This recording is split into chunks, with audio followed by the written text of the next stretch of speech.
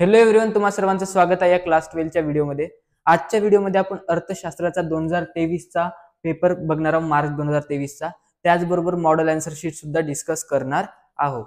तर आपण या व्हिडिओमध्ये हा 2023 चा मार्च 2023 चा बोर्ड परीक्षेचा पेपर, त्याचबरोबर त्याची मॉडेल आन्सर शीट जी की बोर्डाने दिली आहे ते डिस्कस करणार आहोत. तर सुरुवात करूया आपण. इथे पहिले सूचना वाचून घ्या, जेणेकरून तुम्हाला बोर्ड एक्झाम मध्ये तुमचा टाइम वाचेल. हे सूचना वाचून घ्यायच्या इथूनच. सर्व प्रश्न सोडवणे अनिवार्य आहे, म्हणजे प्रत्येक प्रश्न सोडवणे अनिवार्य आहे. त्याचबरोबर आवश्यक त्या ठिकाणी कोष्टके, आकृत्या काढाव्या व ते पेन किंवा पेन्सिलने काढू शकता. उजव्या बाजूचे अंक, हे जे अंक आहे ते पूर्ण गुण दर्शवतील, 20 मार्क, 5 मार्क. त्याचबरोबर सर्व मुख्य प्रश्नांची उत्तरे नवीन पानावर सुरुवात करावी. म्हणजे प्रश्न 1 नवीन पेजवर, प्रश्न 2 नवीन पेजवर, अशी प्रत्येक मुख्य प्रश्नाची उत्तरे नवीन पेजवर सुरुवात करावी. या काही महत्त्वाच्या सूचना आहेत. तर सुरुवात करूया आपण प्रश्न बघण्यासाठी. तर प्रश्न क्रमांक 1 आहे, खालील विधाने पूर्ण करा. तर बघा, प्रश्न क्रमांक 1 स्थूल अर्थशास्त्र या नावाने ओळखले जाते. तर मी म्हटलं होतं, जेव्हा पहिल्या प्रकरणाचा रिव्हिजन केलं त्यावेळेस मी म्हटलं होतं की स्थूल अर्थशास्त्र हे किंमत सिद्धांत या नावाने ओळखले जाते. किंमत सिद्धांत. दुसरं आहे, नाणे बाजारातील निधीच्या कमतरतेची कारणे. काय होतं? अपुरी बचत. आणि इथं काय? किंमत सिद्धांत. तिसरा आहे, जेव्हा सीमांत उपयोगिता ऋण होते तेव्हा एकूण उपयोगिता, जेव्हा सीमांत उपयोगिता काय होते? मायनस होऊन जाते, तेव्हा एकूण उपयोगिता घटते. काय होते? एकूण उपयोगिता घटते.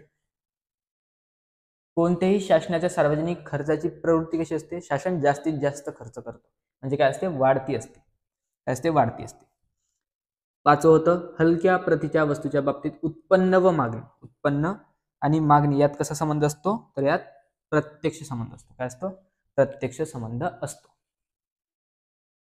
आता बघूया, ब आहे, विसंग शब्द ओळखा. बघा, एक प्राप्ती संकल्पना. आता प्राप्तीच्या संकल्पना कोणकोणत्या आहे? एक तर एकूण प्राप्ती, दुसरं आहे सीमांत प्राप्ती, तिसरं होतं ते होतं सरासरी प्राप्ती. आता बघूया, एकूण प्राप्ती बरोबर आहे, सरासरी प्राप्ती बरोबर आहे, सीमांत प्राप्ती बरोबर आहे. एकूण खर्च नाही आहे, कारण हे खर्च संकल्पना आहे. त्यामुळे याच्यातून विसंग शब्द कोणता येईल? एकूण खर्च.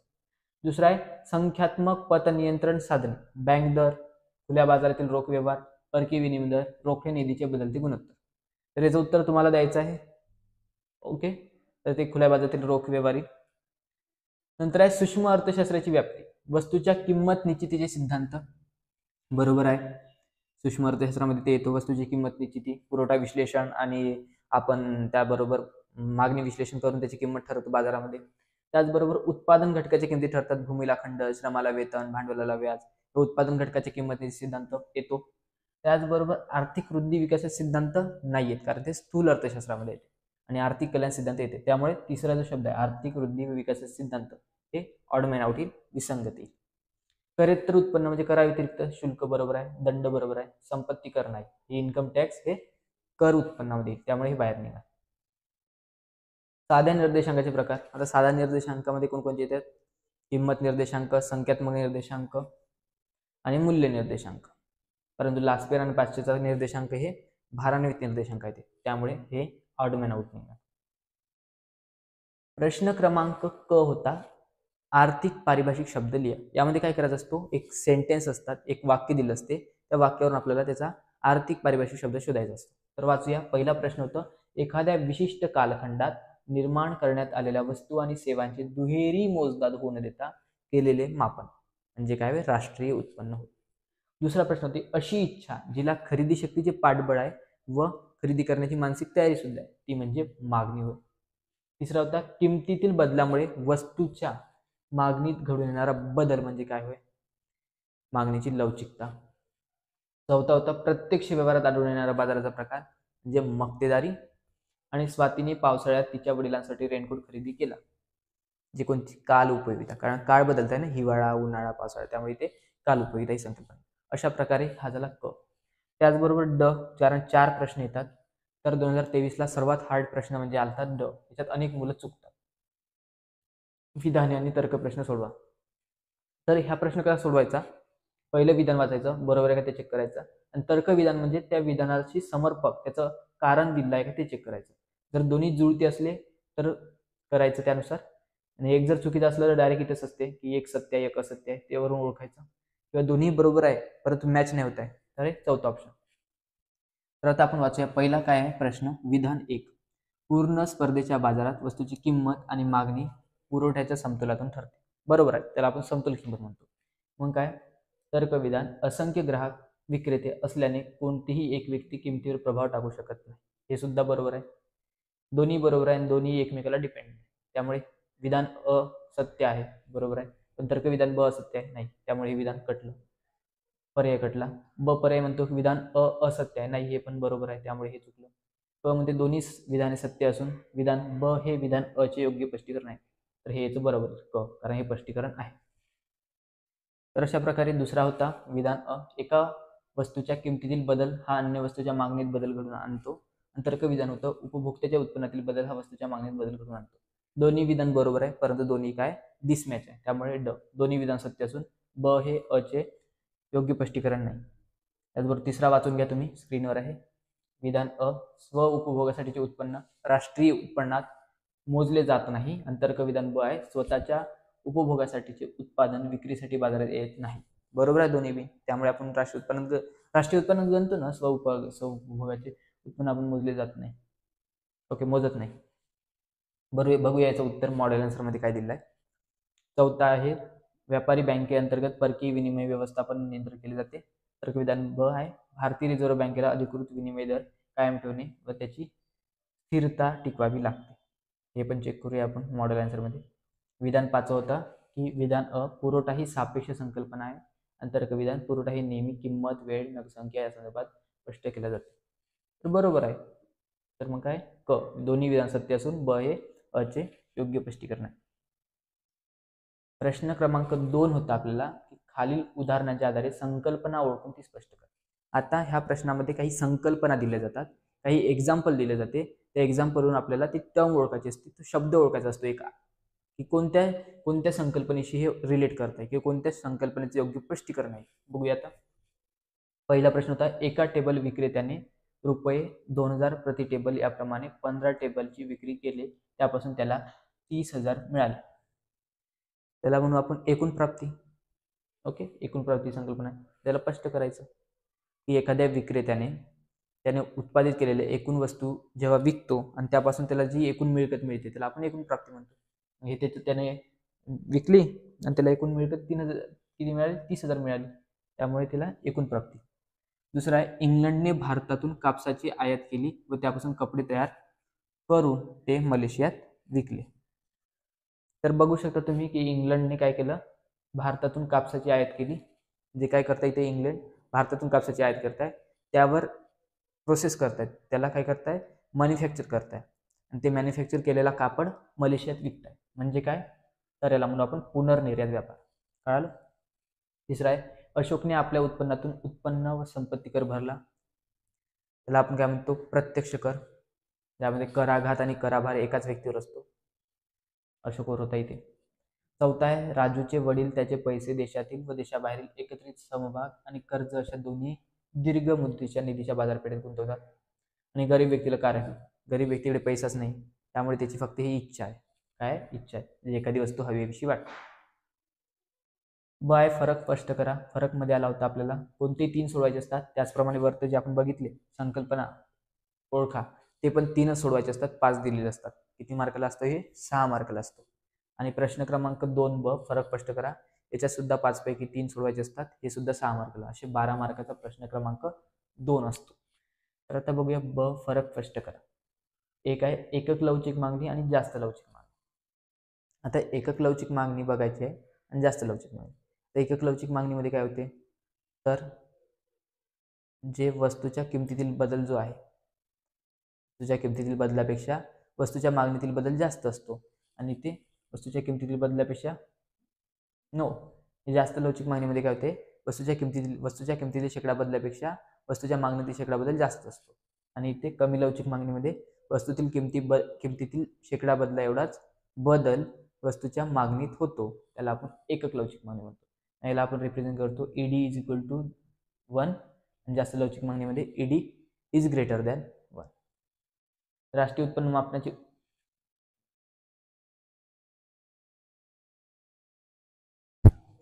राष्ट्रीय उत्पन्न मापनाची उत्पादन पद्धत आणि उत्पन्न पद्धत, दोन पद्धती आपल्याकडे, उत्पन्न पद्धत आणि उत्पादन पद्धत.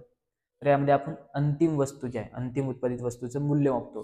आणि उत्पन्नामध्ये काय करतो आपण, जे काही उत्पादन करण्यामध्ये लागलेले घटक आहे, भूमिश्रम, भांडवल आणि संयोजन, त्यांचं उत्पन्नाची एकत्रित बेरीज करून मोजतो. मागणी ठेव म्हणजे काय, मागणीनुसार काढल्या जाणाऱ्या ठेवी म्हणजे मागणी ठेवी. मुदत ठेव म्हणजे काही कालावधीसाठी आपण काय करतो, पैसे ठेवतो बँकेत, त्याला मुदत ठेवी म्हणतो. साधा निर्देशांक हा सोपी असतो आणि भारान्वित निर्देशांक हा कठीण असतो मोजण्यासाठी. साधा निर्देशांकामध्ये सगळ्या जी चल आहे, आर्थिक चल, त्यांना समान भार दिला जातो. भारान्वित निर्देशांकामध्ये काही विशिष्ट चलांवर जास्तीत भार दिला जातो. साठा आणि पुरवठा, साठा हे पहिले केला जातो, म्हणजे काही एका विशिष्ट कालखंडात विक्रीसाठी तयार असलेला माल म्हणजे काय, साठा होय. किंवा एक विशिष्ट कालखंडात किंवा विशिष्ट वेळेत, विशिष्ट कालावधीत उत्पादकाकडे विक्रीसाठी उपलब्ध असलेला वस्तू म्हणजे साठा होय. आणि पुरवठा म्हणजे काय, विशिष्ट काळ, विशिष्ट किमतीला विक्रेत्याने बाजारात विक्रीसाठी पुरवलेला वस्तू म्हणजे काय होय, पुरवठा. साठा पहिले केला जातो आणि साठ्यातूनच काय होतं, मग पुरवठा होतो. पुरवठ्यापेक्षा कधीही साठा जास्त असतो आणि पुरवठा हा साठ्यापेक्षा कमी असतो. तर बघूया, प्रश्न क्रमांक 3 असतो आपल्याला, खालील प्रश्नाची उत्तरे लिहा. आणि ह्या खालील प्रश्नाची उत्तरे लिहायचा इम्पॉर्टंट क्वेश्चन कोणते येऊ शकतो 2025 बोर्डाला, त्याचा व्हिडिओ आपल्या यूट्यूबला अपलोड झालेला आहे आणि त्याची लिंक सुद्धा मी आपल्या या डिस्क्रिप्शन बॉक्समध्ये देतो. तर जाऊन पटकन हा व्हिडिओ बघितल्यावर हा व्हिडिओ सुद्धा बघून घ्या, ज्यात तुम्हाला ह्या खालील प्रश्नाची उत्तरे लिहायसाठी इम्पॉर्टंट क्वेश्चन मिळतील, मोस्ट इम्पॉर्टंट क्वेश्चन. किती मार्कला आहे प्रश्न सर? 12 मार्कला आहे प्रश्न क्रमांक 3, ज्यामध्ये याच्यात विचारला होता 2023ला सूक्ष्म अर्थशास्त्राचे महत्व कोणत्याही 4 मुद्द्याच्या आधारे लिहा. इथे विचारलंय सूक्ष्म अर्थशास्त्राचे महत्व. दुसरं होतं मागणीची किंमत लवचिकता मोजण्याचे गुणोत्तर म्हणजे शेकड्यावारी पद्धत. राष्ट्रीय उत्पन्नातील कोणतीही 4 वैशिष्ट्ये. भारतातील नाणे बाजाराच्या कोणत्याही 4 समस्या स्पष्ट करा. आणि घट्ट सीमांत सिद्धांताचे कोणतेही 4 अपवाद स्पष्ट करा. नंतर होता प्रश्न क्रमांक 4, खालील विधानाशी आपण सहमत आहात की नाही ते सकाराम स्पष्ट करा. तर याचा व्हिडिओ आपल्याला आज संध्याकाळी 6 वाजता मिळेल. Important question. ओके, तर बघा, खालील विधानाशी आपण सहमत आहात की नाही ते सकाराम स्पष्ट करा. पहिला प्रश्न होता, पुरवठ्याच्या नियमाला कोणतेही अपवाद नाहीत. तर या विधानाशी मी असहमत आहे, कारण पुरवठ्याच्या नियमाला अपवाद आहे. जसे की शेतीच्या वस्तू, ओके, त्याचबरोबर नाशवंत वस्तू, रोख रकमेची तीव्र गरज, हे जे आहे त्याचे काय अपवाद आहे. कळलं? त्याचबरोबर श्रमाचा पुरवठा. दुसरा आहे व्यापारतोल आणि व्यवहारतोल, या दोन्ही संकल्पना वेगवेगळ्या आहेत. या विधानाशी मी सहमत आहे. निर्देशांक अर्थशास्त्रदृष्ट्या खूप महत्वाचे आहे. या विधानाशी सुद्धा मी सहमत आहे. राष्ट्रीय उत्पन्नाची गणना करताना कोणत्याही प्रकारच्या तात्विक अडचणी येत नाही. तर चुकीचं आहे, कारण तात्विक अडचणी येतात. आणि स्थूल अर्थशास्त्र हे सूक्ष्म अर्थशास्त्रापेक्षा वेगळे आहे, हे सुद्धा बरोबर आहे.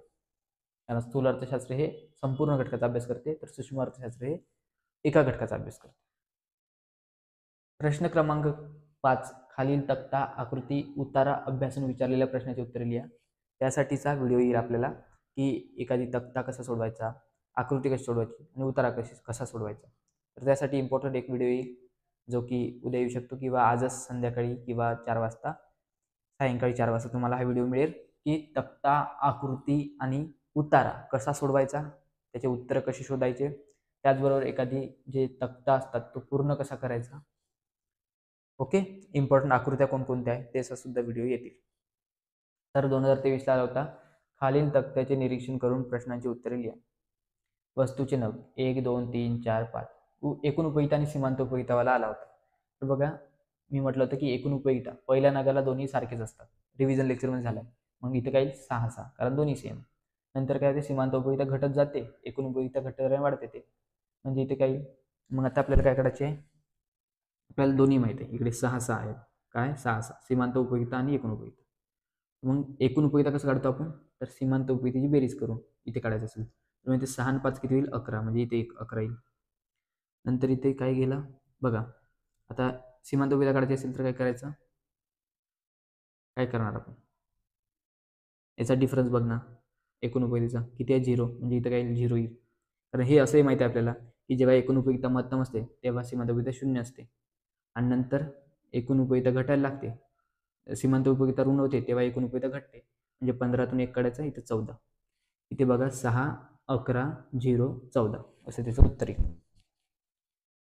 नंतर आहे प्रश्न विचारलेला आहे काही त्याच्यात, वरील तक्ता पूर्ण करा. 2 मार्काला होता, केला. दुसऱ्या प्रश्नामध्ये अ आहे, जेव्हा एकूण उपयोगिता महत्तम असते तेव्हा सीमांत उपयोगिता. आता एकूण उपयोगिता महत्तम 15ला आहे, तेव्हा एकूण सीमांत उपयोगिता 0 आहे.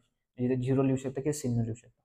ब, जेव्हा एकूण उपयोगिता घटते, आता एकूण उपयोगिता घटायला लागते तेव्हा सीमांत उपयोगिता काय असते, ऋण असते. म्हणजे इथे घटायला लागली कारण इथे 14 आहे, म्हणजे इथे सीमांत उपयोगिता ऋण असते, त्यामुळे इथे लिहायचं ऋण. आकृती बघा कुठली आली आहे, तर ही आकृती आली आहे लवचिकता प्रकरणातून आली आहे. मोस्ट ऑफ तिथूनच आकृती येतात. ओके, याचं उत्तर आपण बघूया. आकृती बघा एक वेळा, स्क्रीनशॉट काढा आणि उत्तर आन्सर शीटमध्ये बघूया. उतारा बघा निर्देशांकावर आला होता आणि खूप महत्त्वाचा म्हणजे प्रश्न क्रमांक 6 कसा लिहायचा, सविस्तर उत्तरे लिहा. कोणते 2 लिहायचे असतात 16 मार्काला, म्हणजे 8 मार्काचा एक प्रश्न. तर मागणीचा नियम अपवादासह स्पष्ट करा. आता मी 3 याच्यासाठी एक इम्पॉर्टंट गोष्ट सांगतो की जो काही मागणीचा नियम आहे अपवादासह स्पष्ट करा. ह्या 2023ला आला होता. पुरवठ्याचा नियम 2024ला आला होता. ह्यावेळेस सीमांत उपयोगितेचा घट्ट सीमांत उपयोगितेचा नियम येऊ शकतो.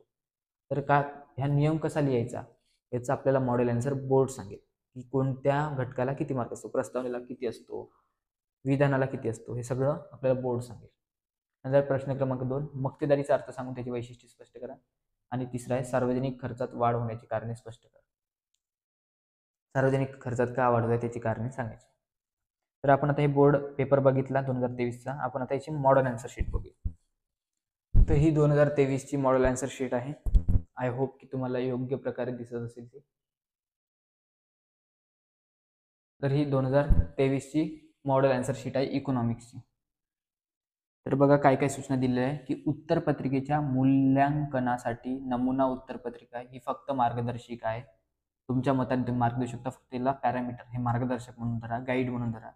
परीक्षकांना विनंती की विद्यार्थ्यांच्या विषयाच्या ज्ञानावर आधारित उत्तरांना आकलन क्षमतेनुसार योग्य गुणमान करावे. परीक्षकांनी उत्तरपत्रिकेचे मूल्यांकन करताना योग्य निर्णय क्षमतेचा वापर करावा. तर आपण बघितलं ते 2023च्या याच्यामध्ये एमसीक्यू काय होता. तर पहिला किंमत सिद्धांत की सूक्ष्म अर्थशास्त्राला काय म्हणून ओळखलं जाते, तर ब होता किंमत सिद्धांत. बरोबर येतं तुमचं. त्याचबरोबर नाणे बाजाराचे जे आहेत निधी कमतरतेची कारणे म्हणजे अपुरी बचत. त्याचबरोबर एक होता की जेव्हा सीमांत उपयोगिता ऋण होते तेव्हा एकूण उपयोगिता घटते.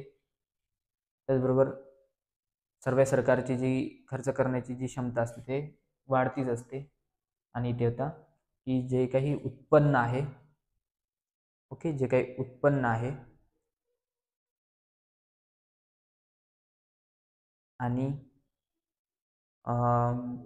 हलक्या वस्तूच्या प्रतीची ही जी हलक्या वस्तूच्या प्रती आहे त्याचा कसा संबंध असतो, व्यस्त संबंध असतो. नंतर त्या विसंगत शब्द ओळखा. त्यात होतं एकूण खर्च, कारण बाकी प्राप्ती संकल्पना. तर परकीय विनिमय दर होतं, परकीय विनिमय दर कळालं.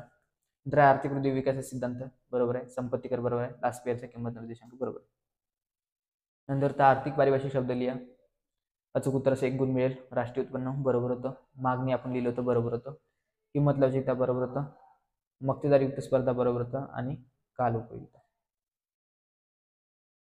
तर प्रश्न क्रमांक 1 मधील ड आहे विधाने व तर्क प्रश्न. तर यात प्रत्येक अचूक उत्तरास 1 गुण दिला जातो. तुम्ही जर बरोबर लिहिलं तर 1 गुण तुम्हाला परफेक्ट मिळतो. तर 1चं उत्तर होतं क. दोन्ही विधाने सत्य असून विधान ब हे विधान अ चे काय अचूक स्पष्टीकरण आहे. दुसऱ्याचं तर ड की दोन्ही विधान सत्य आहे. अ न ब दोन्ही तर्कविधान पण सत्य आहे आणि विधान पण सत्य आहे. आणि ब हे विधान अ चे योग्य स्पष्टीकरण नाही. ड म्हणजे नाही आणि क म्हणजे आहे. अ म्हणजे पहिलं बरोबर आहे, दुसरं चुकीचं आहे, आणि ब म्हणजे पहिलं चुकीचं आहे, दुसरं बरोबर आहे. असे त्यात सिक्वेन्स राहतात. प्रश्न क्रमांक 3 होता, त्याचं उत्तर होतं क. दोन्ही विधान सत्य असून विधान ब हे अ चे योग्य स्पष्टीकरण आहे. चौथं ब की विधान अ असत्य आहे. विधान अ असत्य आहे, पण तर्क विधान जो होतो ब ते सत्य आहे. आणि 5व्याचं होतं क. दोन्ही विधान सत्य असून विधान ब हे अ चे योग्य स्पष्टीकरण आहे. महत्त्वाचे प्रश्न इथे तर ऑब्जेक्टिव्ह असतात. तुम्ही बरोबर लिहिलं तर 1 मार्क, कटला तर 1 मार्क मायनस. तर जो खरे उत्तर इथून सुरू होते, इथून प्रश्न क्रमांक 2 अ पासून की खालील उदाहरणांच्या आधारे संकल्पना ओळखून ती स्पष्ट करा. यात 5 संकल्पना असतात, त्यातल्या 3 ओळखायच्या असतात 6 गुणासाठी.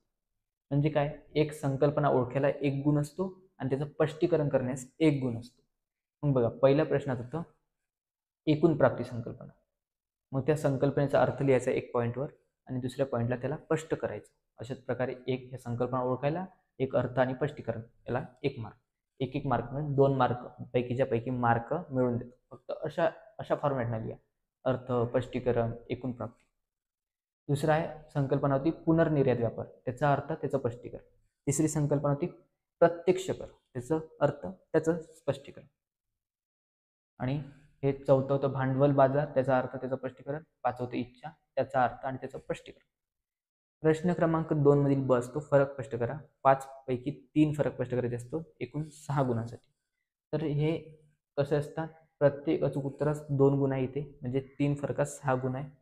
तर 1 गुण दिला जातो या दोन्ही संकल्पना जे दिलेल्या असतात त्याचा अर्थ लिहिला. जसं साठा आणि पुरवठा दिला आहे, तर साठ्याचा अर्थ आणि पुरवठ्याचा अर्थ. साठा म्हणजे काय, विशिष्ट कालखंडात विक्रेत्याकडे विक्रीसाठी असलेली नगसंख्या म्हणजे साठा होय. आणि याचा अर्थ पुरवठ्याचा काय होतो, की विशिष्ट किमतीला विशिष्ट ठिकाणी विशिष्ट कालखंडात विशिष्ट किमतीला विक्रेता विक्रीसाठी इच्छुक असलेली नगसंख्या म्हणजे पुरवठा होय. हे झालं दोन्हीचा अर्थ मिळाला. एक अर्धा गुण, 1 गुण अर्थला. दुसरी असतो एक फरक पॉईंट, त्यासाठी 1 गुण असतो. साठा कशी आहे, स्थिर संकल्पना आहे. पुरवठा ही प्रवाही संकल्पना आहे. किंवा असं पण फरक दाखवू शकतो की साठा हा पुरवठ्यापेक्षा नेहमी जास्त असतो आणि पुरवठा हा साठ्यापेक्षा नेहमी कमी असतो. झाला, एक फरकाला मिळाला 1 गुण, 1 गुण अर्थला मिळाला. असे प्रत्येक फरकमध्ये पहिलं अर्थाचा पॉईंट असला पाहिजे, दुसरा फरक असला पाहिजे. त्या दोघातला एक, म्हणजे 2च मुद्दे लिहायचे, एक अर्थ व्याख्या, दुसरा त्यातला एक फरकाचा मुद्दा कोणताही पण. ओके. नंतर असतो प्रश्न क्रमांक 3, ज्याचा की व्हिडिओ आपल्याला चॅनलवर झालेला आहे, सर ट्युटोरियलवर तुम्ही जाऊन बघू शकता. याचा प्रश्न क्रमांक 3 थोडक्यात उत्तरे लिहा, खालील प्रश्नाची उत्तरे लिहा. याचा आपल्या चॅनलवर व्हिडिओ अपलोड आहे. महत्त्वाचे प्रश्न जे 2025ला येऊ शकतात, 2025च्या बोर्डाला, त्याचा व्हिडिओ आपल्या चॅनलला अपलोडेड आहे. त्याची लिंक डिस्क्रिप्शन बॉक्समध्ये आहे. हा व्हिडिओ बघितल्यानंतर लगेच हा व्हिडिओ बघून घ्या. खालील प्रश्नाची उत्तरे लिहा. त्यात कोणतेही 3 प्रश्न सोडवायचे असतात 5 पैकी. किती गुण आहे, प्रत्येक प्रश्नाला 4 गुण आहे, म्हणजे 4 त्रिक 12 गुणाचा प्रश्न आहे. तर पहिल्या याच्यात होता मी अर्थशास्त्राचं एक वैशिष्ट्य म्हणजे काय, 1 पॉईंट लिहिला 1 गुण. तर इथे पण म्हटलंय बघा, सूक्ष्म अर्थशास्त्राचे महत्त्व सांगा. इथे कोणतेही 4 मुद्दे लिहा 4 गुणासाठी. मग यातलं किंमत निर्धारण, मुक्त बाजार अर्थव्यवस्था असेल किंवा विदेशी व्यापार असेल, आर्थिक प्रारूपाची निर्मिती, व्यावसायिक निर्णय, शासनास उपयुक्त आणि कल्याणकारी अर्थव्यवस्था आधार, यापैकी तुम्ही कोणतेही 4 मुद्दे लिहा, तुम्हाला 4 गुण मिळतील. एक पॉईंट, 1 मुद्दा, 1 गुण आला.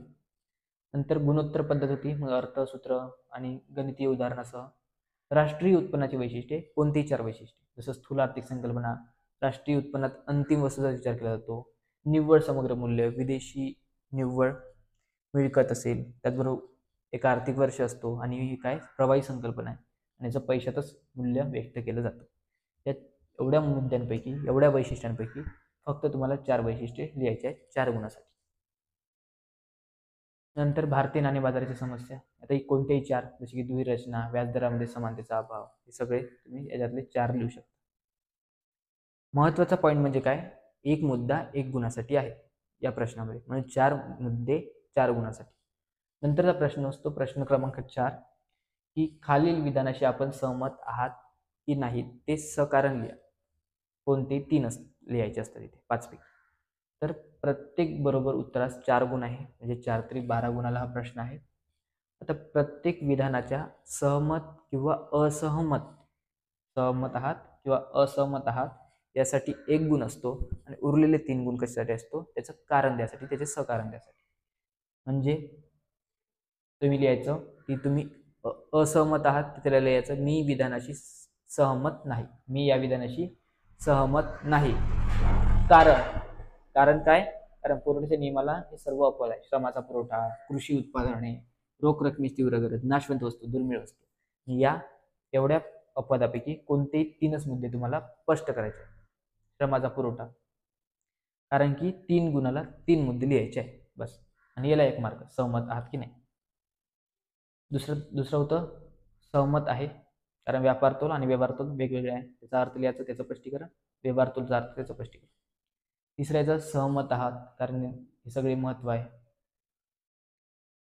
निर्देशांकाचे. त्यातही फक्त कोणतेही 3 मुद्दे लिहायचे. थोडक्यात काय, तर सहमत आहात की नाही त्याला 1 मार्क आणि उरलेले 3 मार्क सकारण म्हणजेच कारण लिहायला. त्यामुळे 3 मुद्दे कारणाचे आले पाहिजे. जसं की सूक्ष्म अर्थशास्त्र हे स्थूल अर्थशास्त्रापेक्षा वेगळे आहे. मग सूक्ष्म अर्थशास्त्राचा अर्थ सांगा, त्यात कोणता अभ्यास केला जातो, स्थूल अर्थशास्त्राचा अर्थ त्याच्यात कोणता अभ्यास केला जातो, आणि मग दोन्ही कशी वेगवेगळे आहेत ते स्पष्टीकरण द्या. त्याला तुम्हाला 3 गुण राहील, आणि 1 सहमत आहात की असहमत आहात त्याला 1 गुण राहील. नंतरच तो खालील तक्ता, आकृती, उत्तराचे अभ्यास करून विचारलेल्या प्रश्नांची उत्तरे द्या. तर याचा व्हिडिओ तुम्हाला येतील की महत्त्वाचे उतारे असेल, महत्त्वाच्या आकृत्या असेल, महत्त्वाचे तक्ते असेल आपल्या टेक्स्टबुकमध्ये, तर ते महत्त्वाच्या प्रश्नाचा एक व्हिडिओ येतील 4 वाजता. त्याचबरोबर उतारा कसा सोडवावा, आकृत्या कशा सोडवाव्या आणि तक्त्याचे उत्तरे कसे द्यावे ते सुद्धा आपण त्या व्हिडिओमध्ये बघणार. तर बघा, खालील तक्त्याचे निरीक्षण करून प्रश्नाचे उत्तर द्या. मी म्हटलं होतं की पहिल्या नगाला एकूण उपयोगिता सीमांत उपयोगिता समान असते. दुसरा नग जेव्हा सेवन करतो तेव्हा एकूण उपयोगिता वाढते, म्हणजे 6 ची 11 झाली, तर सीमांत उपयोगिता घट झाली, 6 ते 5 झाली. आता एकूण उपयोगिता काढायची असेल तर सीमांत उपयोगितेची बेरीज करायची, 6 आणि 5 11.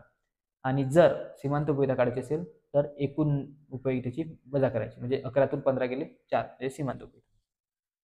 आणि जेव्हा एकूण उपयोगिता महत्तम असते, म्हणजे सर्वाधिक असते, तेव्हा सीमांत उपयोगिता 0 असते. आणि जेव्हा सीमांत उपयोगिता घटायला लागते किंवा मायनसमध्ये होते तेव्हा एकूण उपयोगिता सुद्धा घटते, म्हणजे 15तून 1 गेला 14. कळलं. नंतर होतं 0, हे उदाहरण होतं, उत्तर होतं की जेव्हा एकूण उपयोगिता मध्यम असते तेव्हा सीमांत उपयोगिता 0 असते, आणि जेव्हा सीमांत उपयोगिता ऋण होते किंवा एकूण उपयोगिता घटते तेव्हा सीमांत उपयोगिता ऋण होते. याला 1-1 मार्क होता. तक्ता पूर्ण करायला 2 मार्क होते, कारण 4 डब्बे म्हणजे अर्धा मार्क, आणि हे याला 1-1 मार्क. या आकृतीचं आहे सत्य सत्य सत्य असत्य, जे असेल ते असत्य असत्य असत्य आणि सत्य. आणि हे तुमचे उतारा. याच्यात महत्त्वाचं म्हणजे स्वमताला तुम्हाला इथे काही पॅरामीटर नाही, तुम्ही तुमचं मत लिहू शकता 2 गुणाला. सर्वात महत्त्वाचं म्हणजे प्रश्न क्रमांक 6, सविस्तर उत्तरे लिहा.